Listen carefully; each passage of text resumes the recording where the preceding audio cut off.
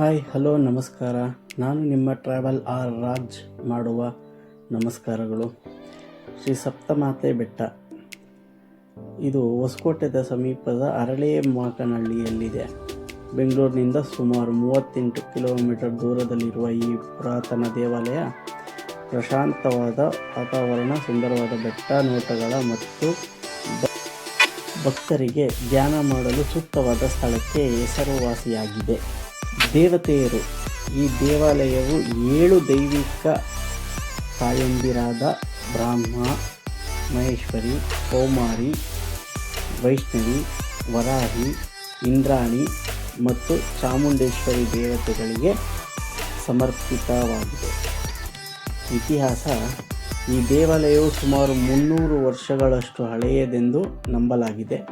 ಇಲ್ಲಿ ಹಳೆಯ ದೇವಾಲಯದ ಪಕ್ಕದಲ್ಲಿಯೇ ಸುಂದರವಾದ ಹೊಸ ದೇವಾಲಯವನ್ನು ನಿರ್ಮಿಸಲಾಗಿದೆ. ಈ ಗುಡಿಯ ಪೌರಾಣಿಕ ಹಿನ್ನೆಲೆ. ಈ ಬೆಟ್ಟವು ಹಿಂದೂ ಪುರಾಣಗಳಲ್ಲಿ ಬರುವ ಸಪ್ತಮಾತೃಕೆಯರ 7 ದೈವಿಕ ತಾಯಂದಿರು ಆರಾಧನೆಗೆ ಪ್ರಸಿದ್ಧಿಯಾಗಿದೆ.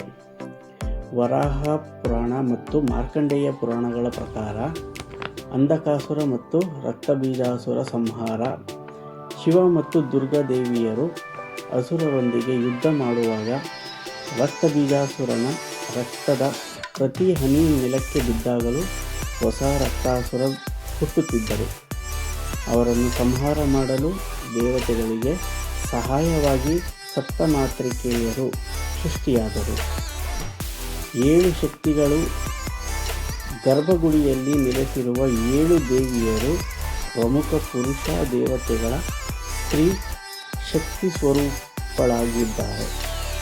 ಅವರುಗಳು ಯಾರೆಂದರೆ ಬ್ರಹ್ಮಿ ಅಂದರೆ ಬ್ರಹ್ಮನ ಶಕ್ತಿ, ಮಹೇಶ್ವರಿ ಅಂದರೆ ಶಿವನ ಶಕ್ತಿ, ಕೌಮಾರಿ ಅಂದರೆ ಕುಮಾರ ಕಾರ್ತಿಕೇಯನ ಶಕ್ತಿ, ವೈಷ್ಣವಿ ಅಂದರೆ ವಿಷ್ಣುವಿನ ಶಕ್ತಿ, ವರಾಹಿ ಅಂದರೆ ವರಹನ ಶಕ್ತಿ, ಇಂದ್ರಾಣಿ ಅಂದರೆ ಇಂದ್ರನ ಶಕ್ತಿ, ಚಾಮುಂಡಿ ಅಂದರೆ ದೇವಿಯ ಶಕ್ತಿ.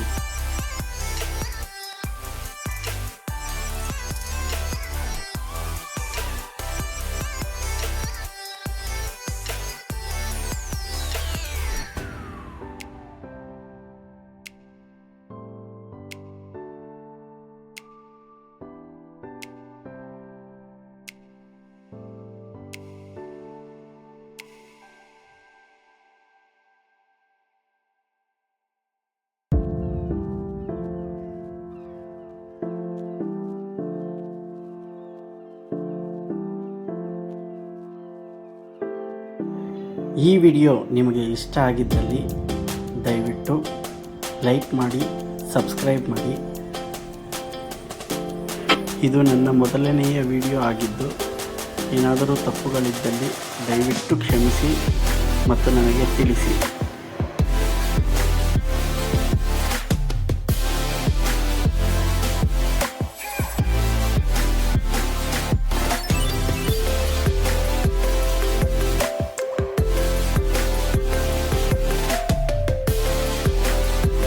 ಜೈ ಹಿಂದ್, ಜೈ ಕರ್ನಾಟಕ ಮಾತೆ, ತಾಯಿ ಭುವನೇಶ್ವರಿ ಎಲ್ಲರಿಗೂ ಒಳ್ಳೆಯದು ಮಾಡಲಿ. ನಮಸ್ಕಾರ.